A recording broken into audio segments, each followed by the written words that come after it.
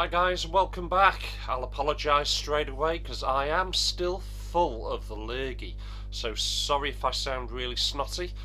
This is Gradius. It's also known as Nemesis outside of Japan. Yep, it's another classic gaming review.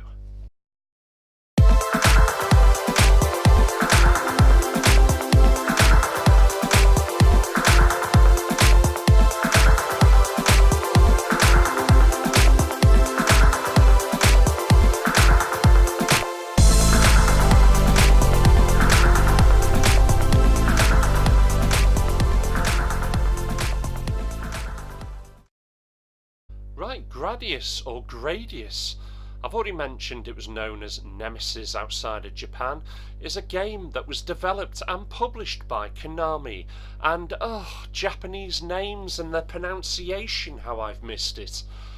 Its director was Hiroshi no, we'll give that up. The composer was Mickey, forget it, I'm murdering it.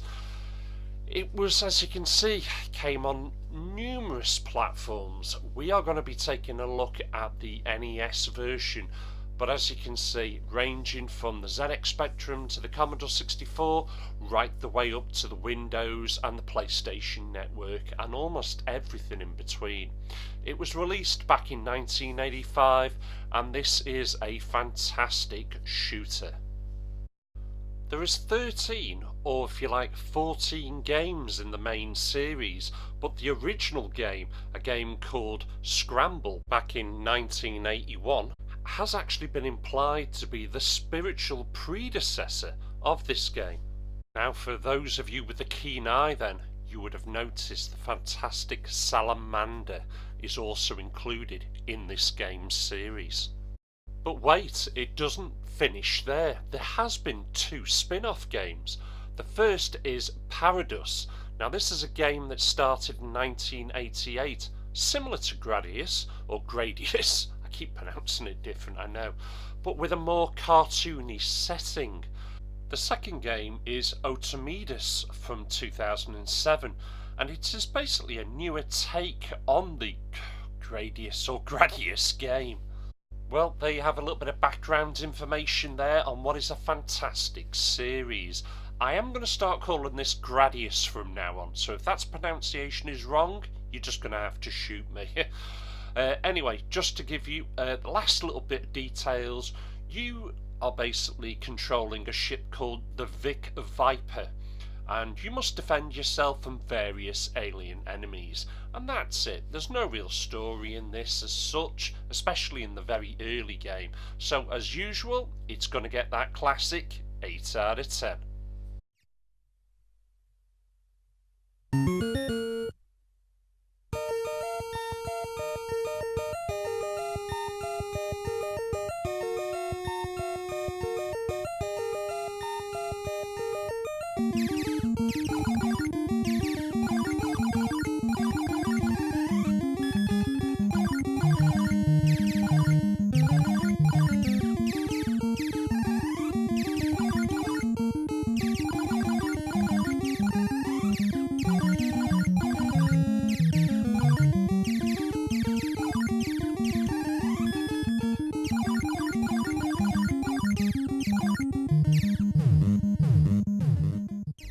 Audio. The game does its damnedest to come across with that arcade sort of feel, and certainly to certain levels I think it does succeed in the audio department. The special effects from the weapons, the way the ship explodes, the way you can make the enemy explode, the different sounds from the different types of weapons, it all comes across certainly as good as they would have expected. But the one area it does succeed 100% is in that music. It is incredibly catchy, extremely memorable, and very in keeping with this game. So, audio, I'm giving it 9 out of 10.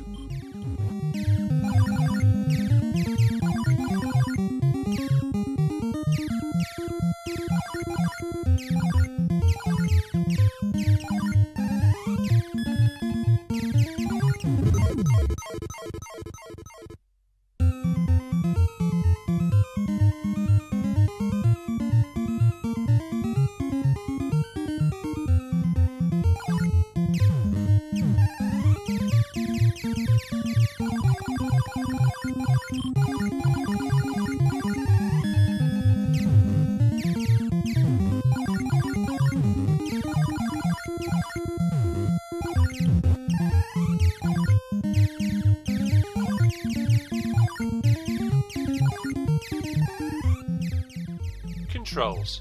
Well, there's not a great deal I can really talk to you about this one.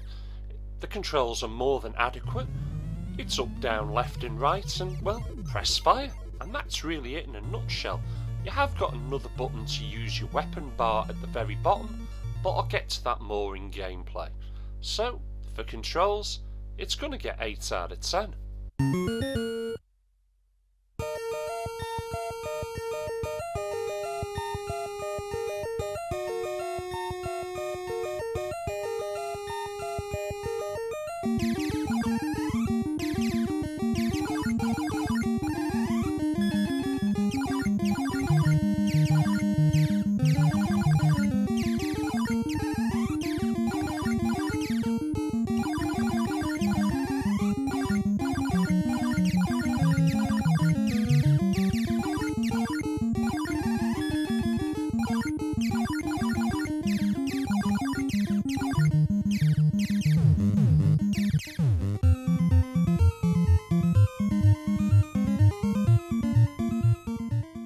Graphics.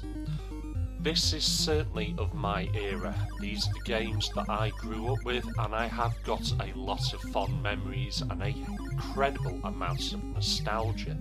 But I also have to be realistic. Even though there is a ton of detail, I love the way it moves, the colours still pop, and I think looks brilliant. But compare this to today's graphics, where you've got 4K, 1080, HD, 60 frames per second, it's a million miles apart. You wouldn't maybe even play this on your mobile phone anymore. Now, that's a shame, but again, I have to be realistic. I'm going to give it 6 out of 10 for the graphics, because there is certainly better games, graphic-wise, in the series.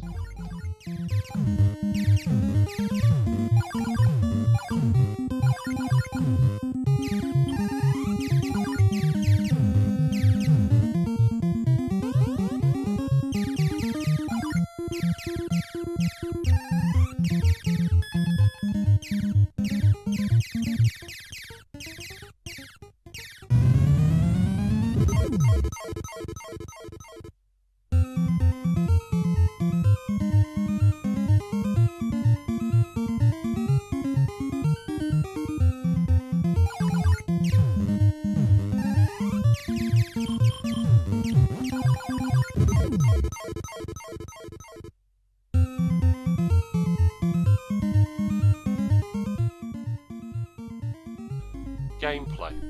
Well, you'll go through level after level of ever-increasing enemy ships, but you can boost up the weapon's power on your own ship by collecting the dropped red icons.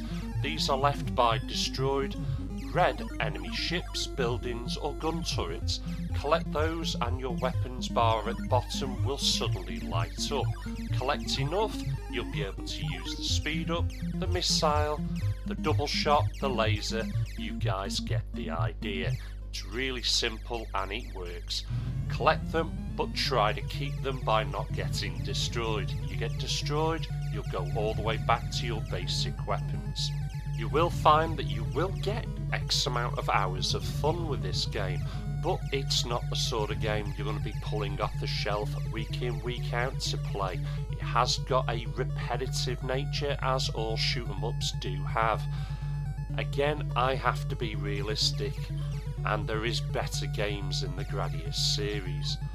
Doing it again, Gradius, or Nemesis, whatever we want to call it. But for gameplay, I'm going to give it another 6 out of 10.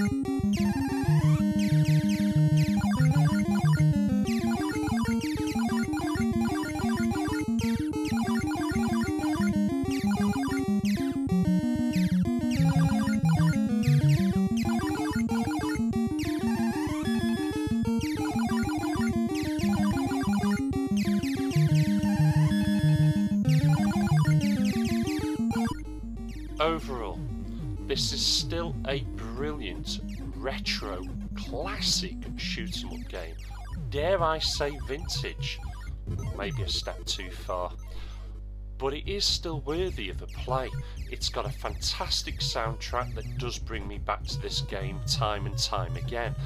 And then when I play it, you know what? I've missed it. It's like finding a lost friend, finding an old companion. It is brilliant. I'm giving it an overall score of 7.4 out of 10, which is not bad for a game from 1985, and let's be honest, it is definitely showing its age.